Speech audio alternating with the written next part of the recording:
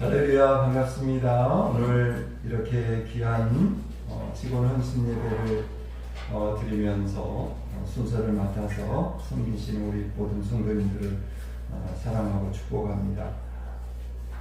오늘은 디모데전서 6장 11절로 12절의 말씀을 통해서 하나님의 사람아 라고 하는 말씀의 제목으로 같이 은혜를 나누려고 합니다. 올해도 하나님께서 저와 우리 모든 직분자들을 귀하게 여겨서 이렇게 하나님의 나라의 일꾼들로 세워주시고, 하나님의 집, 그 교회는 이 품새에 있는 이런 작은 시골 교회라고 하는 어떤 공간이기 이전에 우리가 영적으로 보면 하나님의 거룩한 집입니다. 하나님이 임재하시고 하나님이 거하시고 하나님께서 하나님의 일들을 이루시는 집이 바로 교회이거든요. 이 성전입니다. 이곳에서 우리를 이 모양 저 모양으로 하나님이 쓰시고자 우리들을 귀하게 직분을 주시고 세워주셨습니다. 그 직분을 감당함에 있어서 사실은 우리의 부족하고 연약한 모습으로는 하나님 마음에 차게 하나님의 뜻을 이루는데 우리가 사실은 부족하고 더 한없이 부족합니다. 그래서 하나님께 우리는 늘 목사가 됐든 또 사모님 또 권사님들 우리 집사님들 또 각 기관의 어떤 임원들 모든 분들이 눈에 보이면 정말 작은 일이겠지만 그거 하나하나가 정말 하나님 앞에는 귀하고 소중한 일들이거든요. 그 일들을 감당함에 있어서 하나님께서 우리에게 능력을 주시고 우리를 붙들어 주셔야 됩니다. 그러기 위해서는 우리가 하나님 앞에 내가 이렇게 하나님의 귀한 직분을 감당하며 충성하겠습니다 라고 하는 우리의 마음의 결단과 결심이 필요합니다. 맨날 집사 늘 해년마다 집사하고 늘 이렇게 하던 일이기 때문에, 그리고 또 우리 교회 같은 경우는 사실은 크게 교회 어떤 사역적으로 본다면 정말 분주하게 그렇게 거의 일주일에 서너 번 교회에 나온다든가 성도들을 이렇게 케어하기 위해서 또 모임을 갖는다든가 그러지 않는 그런 상황이기 때문에 그냥 내게 주어진 직분이 그렇게 크지 않다라고 생각할지도 몰라요. 그렇기 때문에 내가 집사여도 특별한 결단이고 뭐고 그렇게 생각할지도 모릅니다. 그러나 하나님께서는 우리의 기도, 우리의 여러분이 자리에 앉아있는 그 자리 한 자리 한 자리에도 하나님이 뜻하심이 있고 그러한 것을 통해서 하나님께서는 귀한 일들을 이루시고자 한다는 것입니다. 오늘 본문의 말씀은 우리 사도 바울이죠. 사도 바울이 열심히 그 청년 때부터 바울이 이제 전 세계를 다니면서 복음을 전하지 않았습니까? 전도하지 않았습니까? 그때 이 바울을 같이 어떻게 보면은 이제 목사님이 바울이었다 그러면 전도사님이나 아니면 여러분들처럼 집사님이나 이런 어떤 청년의 때부터 계속해서 바울을 이렇게 같이 다니면서 바울을 서포트하고 바울을 도우면서 하나님의 일을 이루던 그런 사람이 있었어요. 그 사람이 바로 디모데거든요. 근데 이 디모데가 결국은 나중에 이제 바울의 열심히 있는 어떤 그런 신앙의 교육과 훈련을 통해서 목사님이 됩니다. 바울이 원래 에베소 교회라고 하는 그 교회를 개척하고 그 교회를 굉장히 크게 부흥시켰습니다. 소아시아 그 지역에 바울이 여러 교회를 세웠는데 그 교회 중에서도 이 에베소 교회가 굉장히 큰 교회였는데 이제 바울은 그 교회에서 사임을 하고 또 다른 지역에 교회를 세우고 복음을 전하고 하기 위해서 이제 교회를 사임하고 나갈 때 디모데에게 그 에베소 교회를 맡기게 됐죠. 그래서 후임 목사, 바울의 후임 목사님, 여러분 바울이 얼마나 훌륭합니까? 하나님의 진리의 말씀부터 시작해서 얼마나 이 덕이 있고 또 감간이 있고 강력한 주의 종이었거든요. 그 목사님 그 다음에 들어간 목사님이 누구냐면 디모데예요. 그때 디모데가 굉장히 나이가 젊었을 때예요. 30대 미만 정도였었던 거라고 보는데요. 그렇기 때문에 이 디모데가 굉장히 그 교회를 많은 성도를 섬기면서 그 교회는 장로님들도 있고 많은 집사님들도 계셨고 많은 성도님들이 계셨습니다. 바울이 체계적으로 목회하던 그 교회를 이어받아서 혼자 이 교회를 이끌어 가려고 할 때 얼마나 두려웠겠습니까? 바울이 때 말씀할 때 디모데가 굉장히 떨고 있는 그런 마음도 있었어요. 그런 것을 격려하고 특히 바울이 이제 말하기를 뭐라고 그랬냐면 본문 11절에서 너 하나님의 사람아 이렇게 디모데를 부릅니다. 디모데를 바울이 생각할 때 아들처럼 여겼어요. 그 정도로 사랑했고 또 애정을 가졌던 이 디모데가 갑자기 큰 교회를 다니면서 너무너무 무겁고 힘든 그런 정말 상황에 있었단 말이죠. 그래서 바울이 디모데 전후서를 쓰면서 바울에게 여러 가지 조언을 하고 격려를 합니다. 그러면서 너 하나님의 사람아, 저는 이 단어를 보면서 저 또한 마음이 굉장히 뭉클해졌습니다. 여기에는 굉장히 많은 메시지가 담겨져 있습니다. 우리 교회에서 자란 청년 우리 배혜전 전도사가 이제 올해 목사 안수를 받게 되는데요. 그런 과정을 지금 밟고 있습니다. 원래는 목사 안수를 좀 더 일찍 받아야 되는데 전도사로서 찬양 사역을 하고 하는 그런 사역을 좀 더 하고 싶어서 이렇게 좀 늦어졌는데 그때 이제 결단하고 올해 목사 안수를 받으려고 지금 절차를 밟고 있습니다. 5월달에 이제 목사 안수를 받게 될 텐데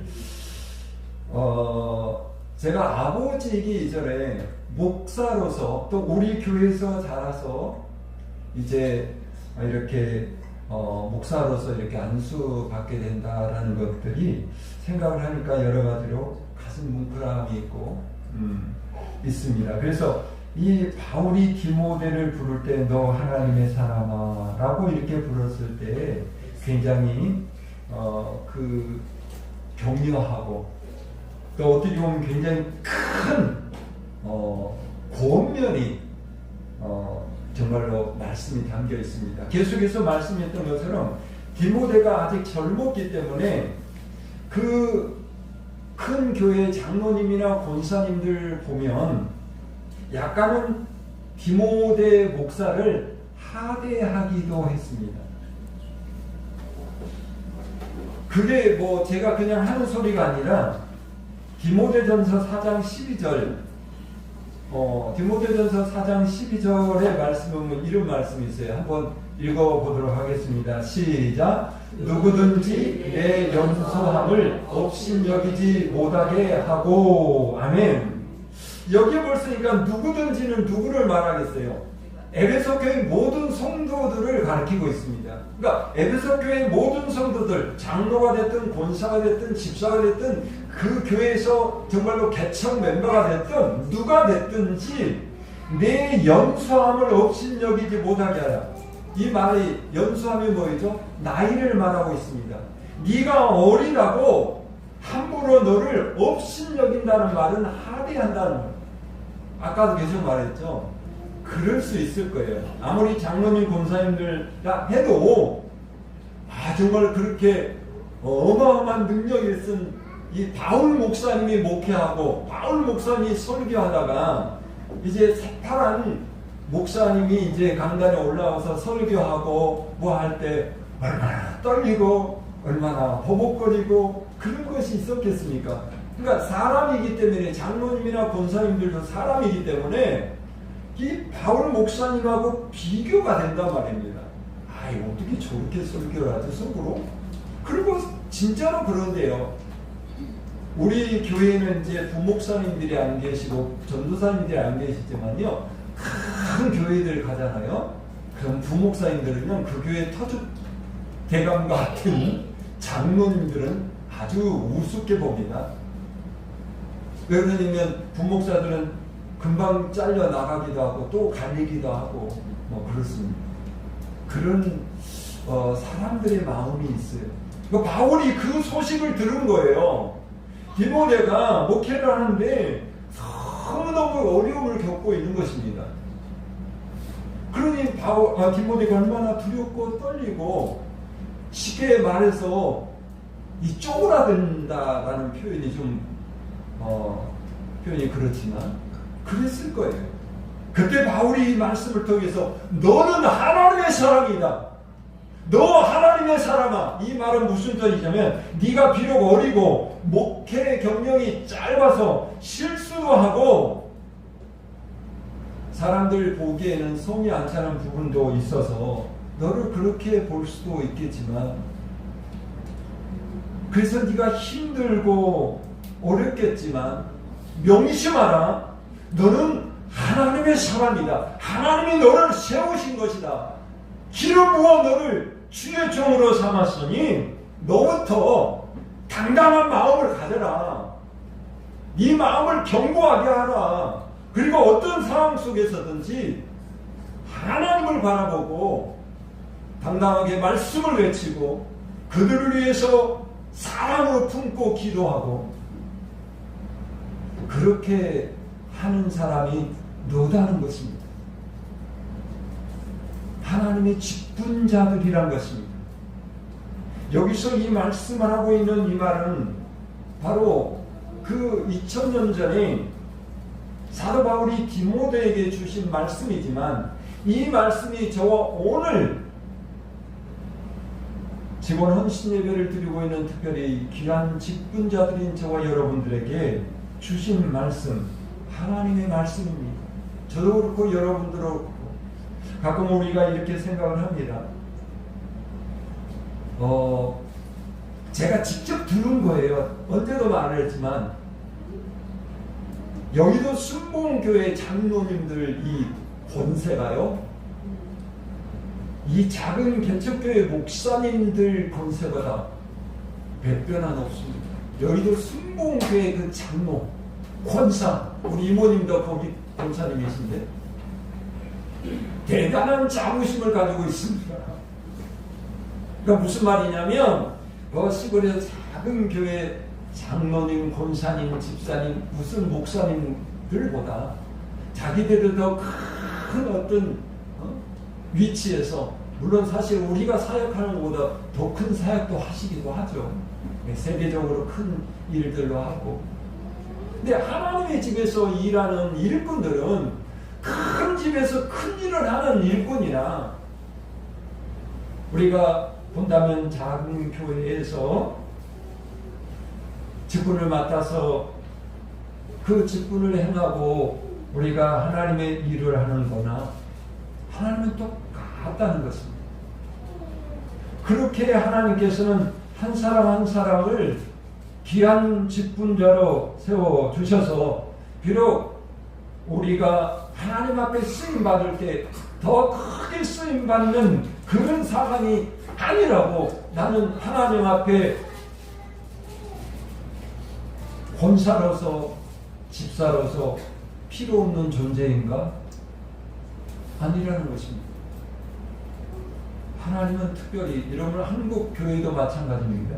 한국 교회 큰 교회들이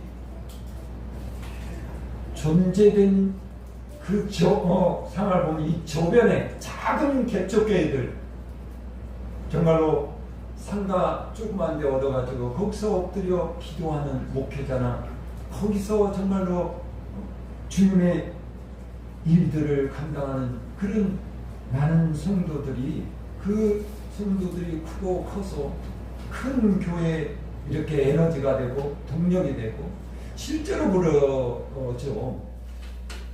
큰 교회들 보면 시골에서 작은 교회에서 이렇게 하다가 또 훈련받고 또 좀 더 어떤 큰 교회로 나가서 그 교회 일원이 되고 그렇게 큰 교회들도 이루어가는 것이에요.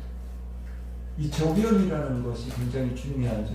우리가 그런 나라의 어떤 그런 제도나 특별히 어떤 학교 같은 데도 보면 유치원 초등학생들이 줄어들면 나중에는 대학생 고등학생들이 줄어들게 되고 그런 것들이 당연한 거잖아요. 그러니까 작은 데서부터 시작되는 훈련된 그런 직분자들을 하나님이 더 귀하게 여기신 거예요. 여러분 정말로 저는 그렇게 생각합니다. 여러분들 여기도 순복음교회 권사님들보다도 어떻게 보면 이 작은 교회에서 정말로 충성하고 이 하나님의 집을 받들고 섬기는 여러분들이 더 귀한 분이라고 생각합니다. 할렐루야. 그런 마음을 가져야 된다는 것입니다. 그러니까 바울이 디모데에게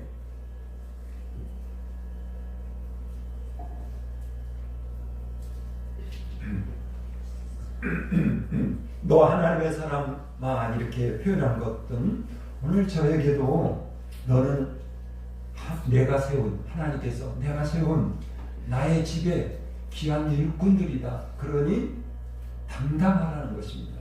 그리고 그 사명에 있어서 그 가치, 그 귀중함을 작게 보지 말아야 된다라는 것입니다. 그러면서 하나님께서는 또 바울도 이 디모데에게 이런 격려의 말씀을 하면서 그렇기 때문에 하나님의 사람으로서 우리가 지켜야 될 것이 크게 두 가지가 있다. 하나는 소극적인 면과 소극적인 행동과 또 하나는 적극적인 행동이 필요하다는 것이죠.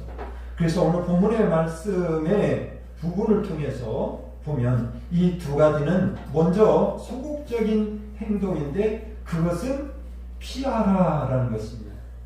그러니까 하나님의 사람으로서 하나님께서 세우신 그런 하나님의 종들로서 피해야 되는 행동이 뭐냐면 본문 11절에 보면 오직 너 하나님의 사람아 이것들을 피하고 그랬습니다. 피하고. 근데 무엇을 피해야 되냐?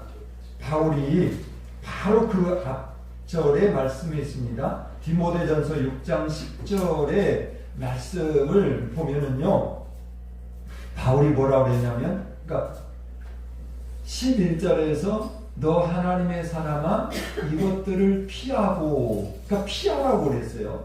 근데 뭘 피하라고 그랬냐면 바로 앞에 보면 그 말씀은 돈을 사랑함이 일만하게 뿌리가 되나니 이것을 탐내는 자들은 미혹을 받아 믿음에서 떠나 많은 근심으로써 자기를 찔렀도다.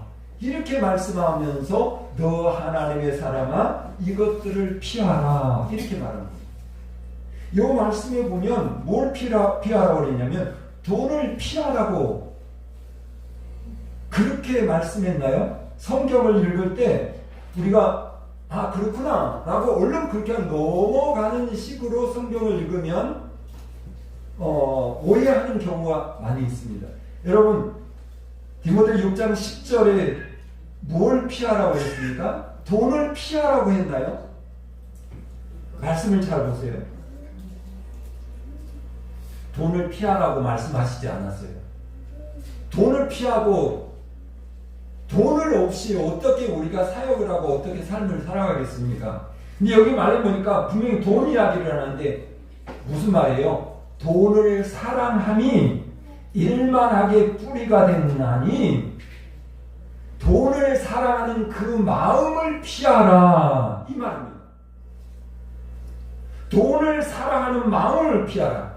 그 이유는 돈을 사랑한 것 때문에 일만같이 악을 행할 수 있고 미혹에 빠지고 믿음에서 떠나게 되고 그가 결국은 실패하는 인생으로 살아갈 수 있다는 것입니다. 사실 돈은 그 자체는 꼭 우리가 필요한 도구입니다. 그러니까 여러분, 돈을 사랑하는 것이 아니라 돈은 우리가 필요해서 하나님 앞에 구하고 하나님께서 우리에게 주신다라고 말씀했습니다. 그런데 그 돈을 정말 사랑하는 뭐예요? 여러분, 사랑하면 거기에 빠지잖아요. 그렇죠? 그럼 다른 게 보이지가 않아요. 돈을 사랑하게 되면 돈만 보이는 거예요. 사람의 관계도 안 보이고 친구와의 관계도 안 보이고 하나님과 관계도 안 보이고 돈에 빠져버리는 거예요. 그러니까 하나님께서는 지금 뭘 말씀하고 있냐면 그것을 피하라는 거죠. 고린도후서 8장 9절에 보면요, 하나님 오히려 우리에게 이렇게 말씀했어요. 같이 한번 읽어보겠습니다. 시작. 우리 주 예수 그리스도의 은혜를 너희가 알거니와 부요하신 이로서 너희를 위하여 가난하게 되심은 그의 가난함으로 말미암아 너희로 부요하게 하려 하심이라. 아멘. 여기 말씀에 보니까 하나님께서 저와 여러분들을 부요하게 되는 것을 얼마나 간절히 원하시는가를 이 말씀에 보면 잘 나와 있습니다. 하나님께서 어떻게 하면 이 지상에 살고 있는 우리들을, 이 인간들을, 그 인생들에게 부유한 삶을 누리게 할까라고 궁리하신 끝에 결심한 게 뭐예요? 독생자인 예수 그리스도를 이 땅에 보내셨어요. 그리고 이 땅에 보내셔서 예수님을 가난하게 사셨게 했어요. 여러분, 예수님이 이스라엘 어느 동네에서 사셨는지 알죠? 이스라엘에 보면 나사렛이라고 하는 동네인데, 나사렛은 얼마나 가난한 사람들만 사는지, 이 나사렛 지역에 사는 사람은 배움을 가지고 있는 사람이 별로 없어요. 그래서 면서기도 제대로 나오지 않아요. 그래서 그 이스라엘 사람들이 나사렛 동네를 말할 때 뭐라고 하냐면 나사렛에서 무슨 선한 것이 나겠느냐 이런 말을 했어요. 나사렛 사람들 중에서 뭘 대단한 사람이 나오겠냐, 뭘 면석이 하나라도 나오겠냐 이 말이에요. 그 정도로 가난하게 빠진 그곳에 하필이면 하나님께서 거기 살고 있는 요셉과 마리아에게 예수님을 잉태하게 하고 예수님을 낳게 하고 예수님이 아버지 요셉의 그 목수지, 요즘 같으면 목수도 대단한 직업이죠.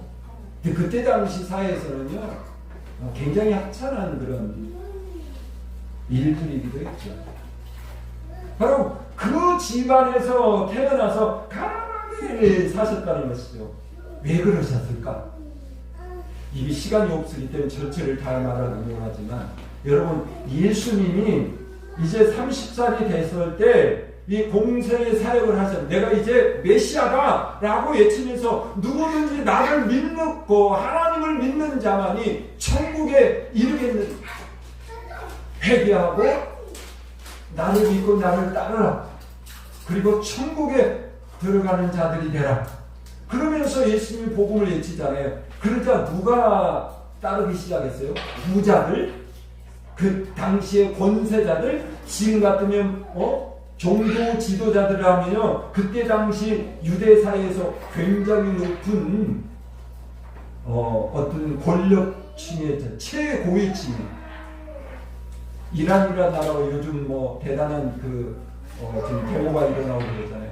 그럼 종교 지도자가 그 온 나라의 지도자예요. 좌우하는 거예요. 그런 시대였어요. 근데 그들은 오히려 예수님을 따르지 않았어요. 누가 따랐어요? 못 배우고 가난하고 버림받은 어떤 그런 사람들이 예수님을 따르게 됐어요. 하나님은요, 가난한 자들을 위해서 예수 그리스도를 가난하게 태어나게 하시고 가난하게 사셔서 가난한 자들의 친구가 되고 가난한 자들의 이웃이 되고 누구든지 가난한 가난한 자들이 예수님을 만나서 하나님을 믿고 복음을 듣고 구원받기를 원하셨던 것입니다. 그래서 하나님께서는 예수님을 가난한 모습으로 이 땅에 오게 하시고 그렇게 살게 하셨습니다. 왜? 세상의 가난한 자들, 이거는 육신적인 어떤 권세나 물질적인 것도 있지만 마태복음 5장의 말씀에 보면 심령이 가난한 자가 복이 있나니 저는 하나님을 천국이 저희 곳이니 그랬잖아요. 심령이 가난한 자. 그 심령이, 여러분 사람의 마음은 다 똑같아요. 내가 좀 가지고 있잖아요. 내가 좀 배웠잖아요. 좀 권세 있잖아요. 이 영적인 건 텅텅 비어있는 거예요. 누구를 의지하지 않고 자기 가지고 있는 권력이나 돈이나 명예나 키운 걸 가지고 신처럼 여겨요. 아까도 말했지만 돈을 사랑하게 돼 있어요. 그것이 자기의 신이에요. 하나님을 믿으려고 하지 않아요. 여러분, 우리가 세상의 기준으로 보면 이제 가난하다고 표현하기는 뭐하지만 우리는 가난한 자들이었어요.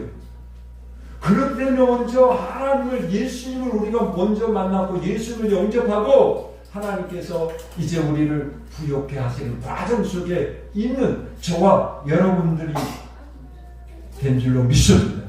여러분 성경에 보면요, 재밌는 이 단어들을 보는데요, 성경 전체에 보면 이 기도에 관한 구절이 약 500절이 나온다고 해요. 그렇게 많이 안 나오죠. 기도에 관한 구절이 500절 정도.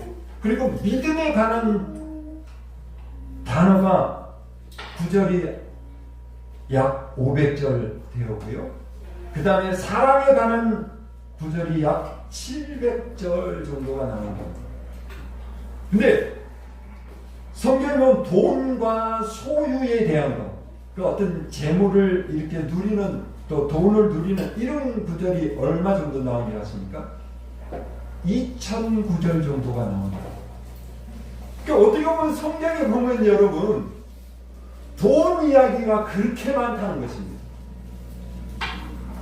그러니까 사람에게 필요한 것이 돈이에요. 그러니까 이것이 그렇게 소중하다 보니까 자칫 잘못하다 보면 그 돈을 사랑하고 돈에 매이고 돈에 빠져버리게 된다는 거예요.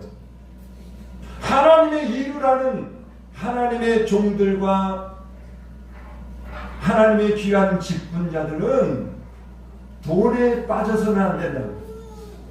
돈을 하나님보다 더 사랑하고 돈을 신처럼 여기는 그러한 그 마음의 상태에 빠지면 안 돼요. 계속 말씀드리죠.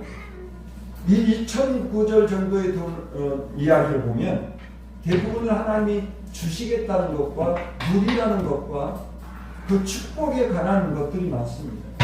그 돈은 분명히 우리에게 하나님 필요하고 또 주시고 그것을 통해서 우리의 삶을 풍요롭게 하신다는 것입니다.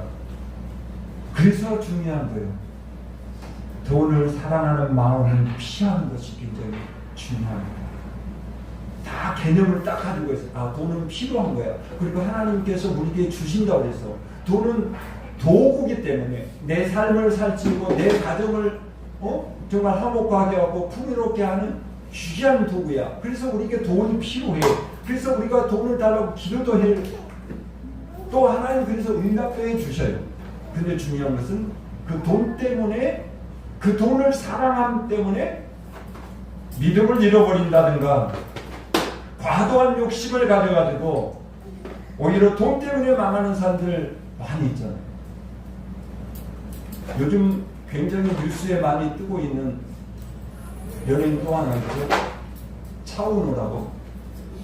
저 굉장히 그 멋있네, 남자. 가수이기도 하고 그 연기도 참 멋지게 하는 아주 멋진 남자거든요. 뒤에 어머니하고, 그게 보니까 어머니만, 부모님이 그랬던 거 아니더라고요. 자기도 그렇게 공모했더라고요. 200억 이상을 탈세를 했어. 지금 고발당했어요. 200억을 탈세한 거, 그게 자기의 어떤 세금의 45%가 200억이라는 거예요. 그러니까 세금이 한 6, 700 정도를 내야 된다는 거예요. 그러면 세금 6, 700을 낼 정도면 얼마나 많은 돈을 벌었겠습니까?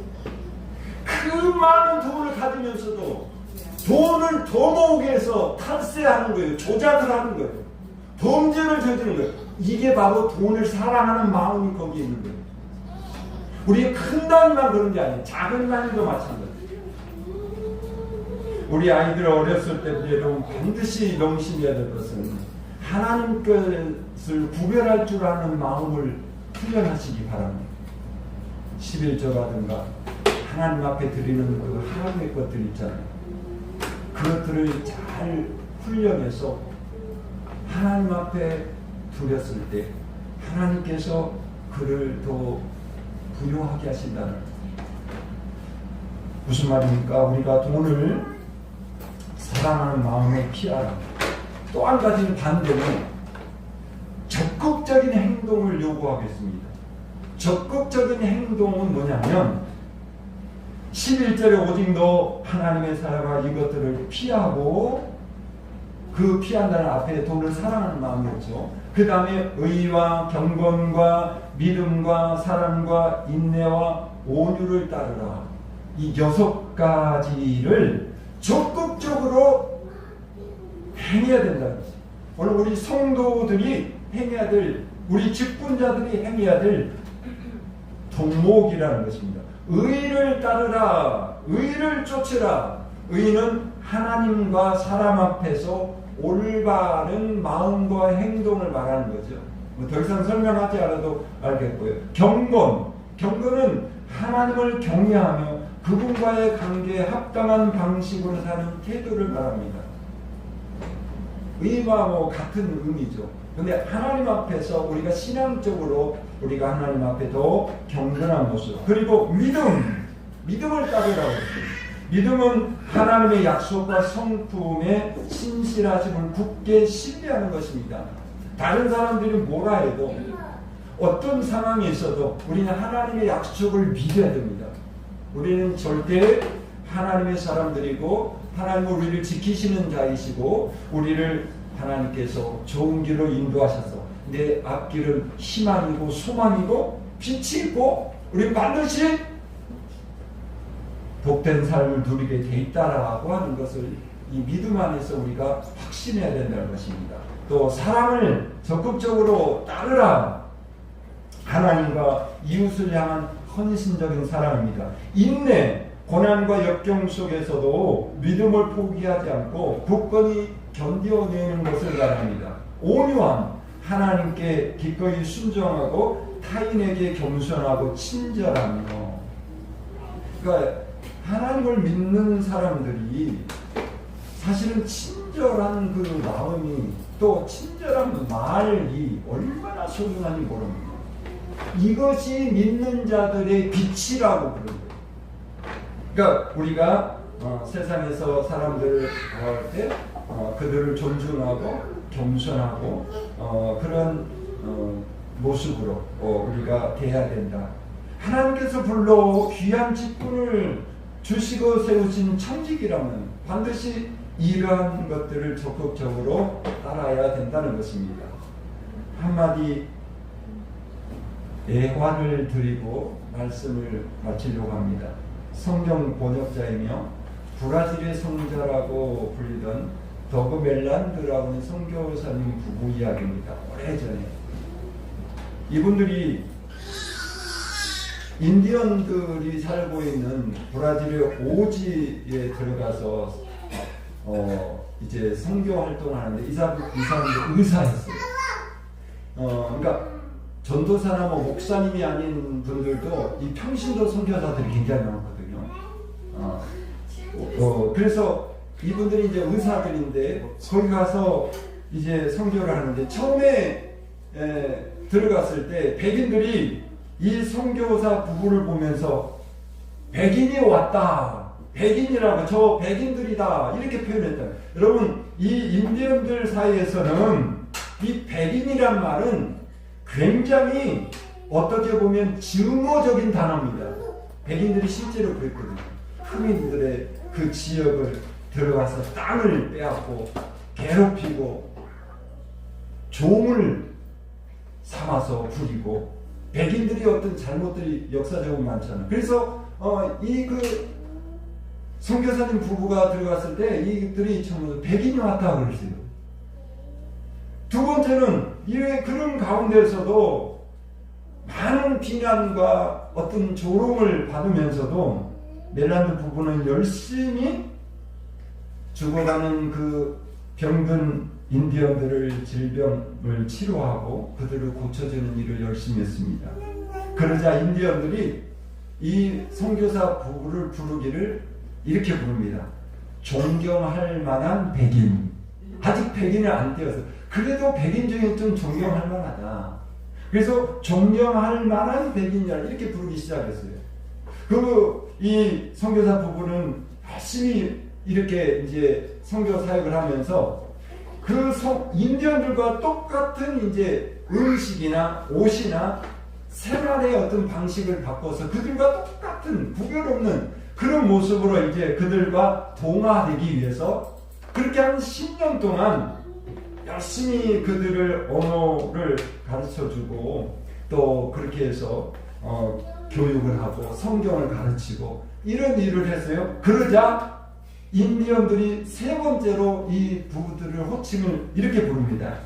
백인의 인디언이다.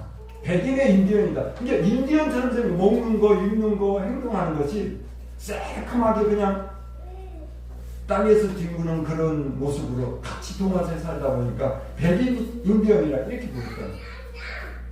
그리고 계속해서 선교사 부부는 열심히 인디언들을 섬겼는데 어느 날 한 소년이 다쳐서 피가 줄줄 흐르는 그 발을 가지고 이 선교사 부부를 찾아왔습니다.